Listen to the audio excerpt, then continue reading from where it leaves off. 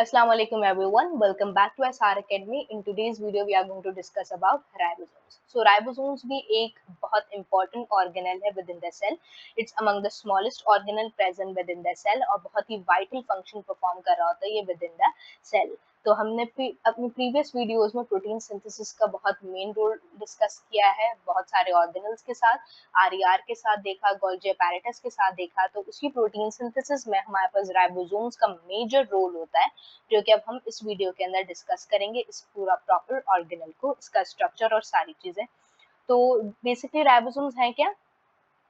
Ribosomes are non membrane bound organelle, मतलब ये वो एक ऐसा ऑर्गेनल है जिसके सराउंडिंग में मेम्ब्रेन नहीं होती, जिसके सराउंडिंग में मेम्ब्रेन नहीं होती है। तो सबसे पहली बात ये कि राइबोसोम्स जो है वो यूकैरियोट्स एंड प्रोकैरियोट्स दोनों में मौजूद होते हैं। Now this is the really important point. अभी हमने अपनी प्रीवियस वीडियो में क्या क्या डिस्कस किया, हमने रफ एंडोप्लाज्मिक रेटिकुलम डिस्कस किया, हमने गोल्जी अपैरेटस डिस्कस किया और फर्दर ऑर्गेनल्स डिस्कस किए। वो सारे के सारे मेम्ब्रेन बाउंड थे, तो ऑफ कोर्स वो सिर्फ किस में मौजूद थे? यूकैरियोट्स में मौजूद थे and prokaryotes नहीं थे. So guys, actually what's the difference between eukaryotes and prokaryotes? Eukaryotes are those cells जिसमें मेम्ब्रेन बाउंड ऑर्गेनल्स होते हैं और प्रोकैरियोट्स में मेम्ब्रेन बाउंड ऑर्गेनल्स नहीं होते हैं। तो राइबोसोम्स क्या है? एक नॉन मेम्ब्रेन बाउंड ऑर्गेनल है। इसका मतलब ये हमारे पास प्रोकैरियोट में भी होता है एंड यूकैरियोट में भी होता है। अच्छा, यूकैरियोट्स में जो है वो मेम्ब्रेन बॉन्ड ऑर्गेनल भी मौजूद होते हैं and non membrane bond organelle भी मौजूद होते हैं, जबकि प्रोकैरियोट्स में सिर्फ नॉन मेम्ब्रेन बॉन्ड ऑर्गेनल होते हैं। तो राइबोसोम क्या है? एक नॉन मेम्ब्रेन बॉन्ड ऑर्गेनल है, तो ये प्रोकैरियोट्स में भी हमें मिलता है और यूकैरियोट्स में भी हमें मिलता है। ना मोस्टली स्टूडेंट्स के दिमाग में क्वेश्चन आता है कि when they are non membrane bound, so how we recognise them as a ribosome? तो हमें कैसे पता चला कि ये राइबोसोम्स है? सो बेसिकली राइबोसोम क्या है? Small spherical and granular structure होता है इनका। कैसा स्ट्रक्चर होता है इनका? ग्रैन्युलर स्ट्रक्चर होता है, ठीक है। तो बेसिकली हुआ क्या कि मोस्टली देखा गया कि मोस्टली सेल्स में हमने राइबोसोम्स को एक एज अ ऑर्गेनल कैसे रिकॉग्नाइज किया?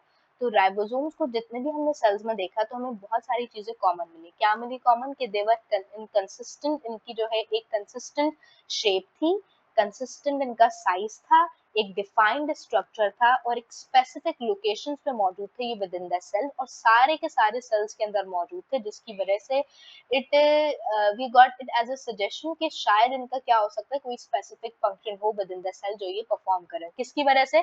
कि इनका एक स्पेसिफिक साइज था, स्पेसिफिक शेप था, स्पेसिफिक लोकेशंस पे मौजूद थे और सारे के सारे सेल्स में मौजूद थे विद डिफाइंड स्ट्रक्चर, जिससे हमें एक ये हिंट मिला कि इसका कोई ना कोई क्या होगा, इंपॉर्टेंट फंक्शन होगा जो विद इन द सेल क्या कर रहा होगा, ये परफॉर्म कर रहा होगा, ठीक है। इसके अलावा आप ये भी सोचो, ये नॉन मेम्ब्रेन बॉन्ड है तो उसका एक फायदा ये, क्यों फायदा है? क्योंकि देखो कोई भी ये non membrane bond organelle, of course ribosomes का इतना इंपॉर्टेंट काम होता है, क्या काम होता है इनका? प्रोटीन सिंथेसिस करना, ट्रांसलेशन करना। तो मेम्ब्रेन बेसिकली क्या करती है? एफिशिएंसी को कम करती है, ठीक है, एंड एज अ बैरियर काम करती है, ठीक है।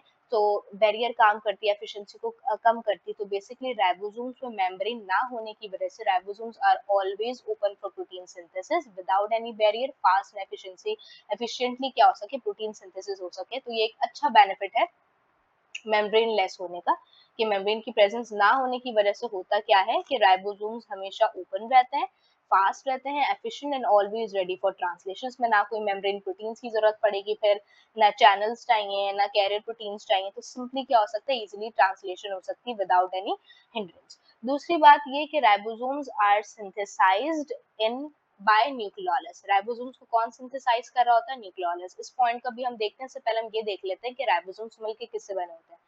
So basically ribosomes are made up of rRNA and proteins. rRNA is basically ribosomal RNA. RNA stands for ribonucleic acid. इसको हम आगे डिस्कस करते हैं ये होता क्या एक्चुअली में, but it is made up of what? rRNA and proteins. अच्छा, अब ये जो राइबोसोम है ये एक बहुत ज्यादा डेंस पार्टिकल है। क्या पार्टिकल है? डेंस पार्टिकल है। तो when we examine it through the electron microscope तो हमें कैसी अपीयरेंस देता है? एक डॉट लाइक अपीयरेंस, एक डार्क अपीयरेंस दे रहा होता है, ठीक है।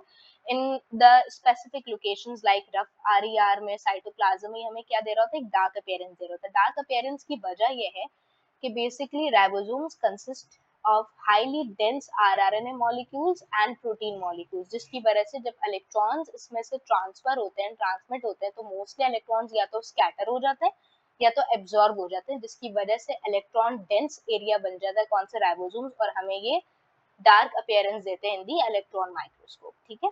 इसलिए मोस्टली ये किससे मिलके बने होते हैं, आरआरएनए एंड प्रोटीन से मिलके बने होते हैं। इट कंसिस्ट ऑफ 2 सब यूनिट्स, 2 सब यूनिट होते हैं इसके, एक लार्ज सब यूनिट होता है और एक स्मॉल। देखो इस तरीके से एक लार्ज सब यूनिट होता है और एक स्मॉल सब यूनिट होता है हमारे पास, ठीक है। और ये हो गए हमारे पास प्रोटीन्स और ये हो गए आरएनए, इस तरीके की कुछ अपीयरेंस होती है इसकी, ठीक है। And this is a site of protein synthesis, हम ऑलरेडी डिस्कस कर चुके हैं। अच्छा, अब हमें कैसे पता चला कि राइबोसोम्स का फंक्शन क्या होता है प्रोटीन सिंथेसिस? तो guys it was not a kind of कोई तुक्का या कोई ऐसी assumption लगाई, no, it was a scientific hypothesis. Researchers thought that they are persistently, consistently are available in every cells, are present in every cell with a specific size, with defined structure in specific locations. So there might be a possibility कि इनका कोई function होगा. So they basically tested the idea by experiments, by doing various experiments. Like कौन से experiments किए उन्होंने? Radioactive amino acids का इस्तेमाल किया। Now listen to me very carefully, एक जर्नल कॉन्सेप्ट है सर, ठीक है। राइबोसोम्स का काम क्या है? प्रोटीन सिंथेसिस का काम है। तो प्रोटीन सिंथेसिस ऑफ कोर्स हमें पता है इसके जो यूनिट्स होते हैं, मोनोमर्स होते हैं, प्रोटीन्स किससे मिलकर बने होते हैं? अमीनो एसिड से मिलकर बने होते हैं, ठीक है। तो उन्होंने किसका इस्तेमाल किया? Within the cell they used radioactive amino acid, जिसकी वजह से हमारे पास रेडियो एक्टिव प्रोटीन्स बने। तो जो रेडियो एक्टिव प्रोटीन्स हमारे पास बने ना, उनका क्या था, एक बेसिकली जो उनको हमने you can say radio activity detectors की तरह हमने क्या किया, उनको एग्जामाइन किया, उनको देखा, उनके ऊपर रिसर्च करी, फिर हमें वो भी किस तरीके से रेडियो एक्टिव डिटेक्टर्स के अंदर हमें कैसे अपेयर हुआ है, वो डार्क अपीयरेंस, एक स्पॉट लाइक अपीयरेंस, जिससे हमें ये पता चला कि इनका फंक्शन क्या होता है, प्रोटीन सिंथेसिस। इसके अलावा हमने ट्रांसलेशन को भी रिसर्चर्स ने क्या किया, प्रॉपर तरीके से एग्जामाइन किया in vitro. Vitro is basically what? Vitro में हम क्या करते हैं? बेसिकली विट्रो में हम टेस्ट ट्यूब्स के अंदर फंक्शंस को, सेलुलर फंक्शंस को परफॉर्म करवा रहे होते हैं, ठीक है, कोई भी कंपोनेंट से। तो इस तरीके से हमें पता चला कि ribosomes are basically a site of protein synthesis. Now ribosomes are synthesised by nucleolus, ये वाला पॉइंट हम देख लेते हैं। They are made up of what? RRNA. तो आरआरएनए कौन बना रहा होता है? न्यूक्लियस बना रहा था। और ये जो राइबोसोमल प्रोटीन्स है बेसिकली, ये कहाँ पे बनते हैं? ऑफ कोर्स साइटोप्लाज्म में, वही रफ एंडोप्लाज्मिक रेटिकुलम पे, या प्रोटीन्स है तो वही बना रहे होते हैं। तो इन दोनों से मिलके बेसिकली होता क्या है कि ये प्रोटीन साइटोप्लाज्म से किधर आते हैं? न्यूक्लियोलस, न्यूक्लियस के अंदर आते हैं, न्यूक्लियर पोर को क्रॉस करते हुए, ठीक है। और न्यूक्लियोलस में जाके ये आरआरएनए जो कि न्यूक्लियस बनाता है, और ये जो प्रोटीन जो कि साइटोप्लाज्म से आते हैं, वो जाके क्या होते हैं? असेंबल होते हैं। तो बेसिकली अगर आपसे पूछा जाए न्यूक्लियोलस का फंक्शन, तो आप क्या बोलेंगे? They are involved in the assembly या तो फिर सिंथेसिस ऑफ राइबोसोम्स, ठीक है। अब राइबोसोम्स के टाइप्स की बात करें तो basically there are two types of ribosomes, 70s ribosomes and 80s ribosomes, ठीक है। 70s राइबोसोम्स की बात करें तो these are smaller in size as compare to 80s, and 80s are basically larger in size as compare to 70s ribosomes, ठीक है। इनके diameter की बात करें तो होता है 20 नैनोमीटर्स, ऑफ कोर्स साइज से हमें पता चल रहा है, ठीक है। और इनका डायमीटर होता है 25 nanometers. They are lighter than 80s ribosomes और these are heavier than 70s ribosomes. अच्छा, इनका जो larger subunit and smaller subunit है ना, these are actually made up of, ये जो लार्जर सब यूनिट होता है 80s का, ये 60s होता है, स्मॉलर सब यूनिट 40s होता है। इसी तरीके से 70s का लार्जर सब यूनिट जो है वो 50s होता है, और इसका स्मॉलर यूनिट कितना होता है? 30s होता है। तो इस तरीके से, अच्छा, मोस्टली स्टूडेंट्स के दिमाग में क्वेश्चन आता है कि ऑफ कोर्स राइबोसोम्स को बनाने के लिए भी हमारे पास क्या चाहिए? प्रोटीन्स चाहिए, राइबोसोमल प्रोटीन्स। तो ये प्रोटीन्स आते कहाँ से हैं? ऑफ कोर्स, तो आपको एक बात ध्यान में रखनी चाहिए कि in living cells the ribosomes are made using the ribosomes, other ribosomes, ठीक है। Ribosomes are basically made up of what? RRNA and protein. तो जो आरआरएनए है वो तो हमें न्यूक्लियस से मिल जाता है, बट जो राइबोसोमल प्रोटीन्स है वो ऑलरेडी एग्जिस्टिंग जो राइबोसोम्स होते हैं within the cytoplasm, already जो मौजूद राइबोसोम्स है वही सिंथेसिस कर रहे होते हैं proteins to make further ribosomes. अगर कोई क्वेश्चन आए कि भाई ये ribosomes, of course we get the ribosomes from our parents, parent cell से हमें मिलता है राइबोसोम, ठीक है। So basically the proteins to make ribosomes come from the parent cell, and mostly जितने भी राइबोसोमल प्रोटीन्स है वो ऑलरेडी जो मौजूद राइबोसोम्स होते हैं विद इन द साइटोप्लाज्म वही सिंथेसाइज कर रहे होते हैं ribosomal proteins for further synthesis या formation of ribosomes. Now we came to know about the location of ribosomes, कि ribosomes actually में होते कहाँ कहाँ है। तो 70s राइबोसोम्स की बात करें वो हमें कहाँ मिलते हैं? साइटोप्लाज्म ऑफ प्रोकैरियोट्स मिलते हैं, एज वी डिस्कस्ड अर्लियर कि प्रोकैरियोट्स एंड यूकैरियोट्स दोनों में होते हैं। और जो 70s राइबोसोम्स है हमारे पास mitochondria and chloroplast of eukaryotes. Of course ये दोनों ऑर्गेनल्स प्रोकैरियोट्स में हो ही नहीं सकते, क्यों? क्योंकि मेम्ब्रेन बॉन्ड ऑर्गेनल्स है, ठीक है। और एटीएस राइबोसोम्स की बात करें तो ये हमें साइटोप्लाज्म ऑफ यूकैरियोट्स में मिलते हैं, इसी के साथ साथ ये आरईआर पे अटैच हुए भी होते हैं। इसके अलावा हमें न्यूक्लियस में भी मिलते हैं। कौन से राइबोसोम्स? ATS ribosome. ना बार बार ये RS 70S ATS, what is basically the S is the Svedberg unit. It's basically the unit of measuring the sedimentation rate. अब sedimentation क्या होती है?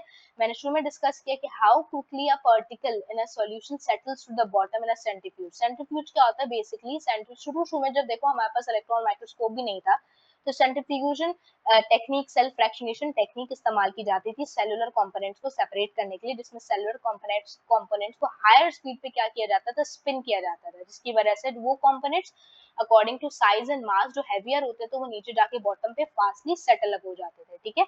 स्वेडबर्ग यूनिट या यूनिट ऑफ सेडिमेंटेशन रेट जो हमें यही बता रहा होता है कि कौन सा पार्टिकल कितनी जल्दी बॉटम पे जाके क्या हो जाता है? सेटल हो जाता है इन अ सेंट्रीफ्यूज। ऑफ कोर्स ये 70s है, तो ये ऑफ कोर्स थोड़े लाइटर हैं एंड स्मॉलर होते हैं देन एटीएस, तो ये थोड़ा देर से सेटल होते हैं, जबकि एटीएस हैवियर एंड लार्जर होते हैं देन 70s, तो ये थोड़ा जल्दी सेटल हो जाते हैं, इसलिए इनका नाम 70s राइबोसोम्स और इनका क्या होता है? Eighty S ribosomes. So as I said guys कि मैं आरएनए को डिस्कस करूंगी। So RNA stands for ribonucleic acid and it is of 3 types. rRNA, it is ribosomal RNA, which is used to make ribosomes, as we discussed earlier. Second is tRNA. tRNA stands for transfer RNA and it is involved in protein synthesis. Basically we all know कि proteins का जो building block है वो क्या है? Amino acids है। So basically tRNA का काम क्या होता है कि स्पेसिफिक अमाइनो एसिड्स को लेकर आता है टू द राइबोसोम, ठीक है। तो तीसरा है mRNA, which is messenger RNA, और हमें पता है मैसेंजर आरएनए किस प्रोसेस के थ्रू बनता है? ट्रांसक्रिप्शन के प्रोसेस के थ्रू, जो कि न्यूक्लियस में होती है। बेसिकली जो जितनी भी कोडेड इन्फॉर्मेशन होती है जीन में, डीएनए में, वो खुद तो न्यूक्लियस से बाहर नहीं आ सकती to the ribosome for the protein synthesis, इसलिए वो किस में कन्वर्ट होती है? किस में ट्रांसक्राइब्ड होती है? To the mRNA. So basically genes are transcribed into mRNA so that it can easily synthesize proteins. So this was all about ribosomes. Till then, take care. Allah.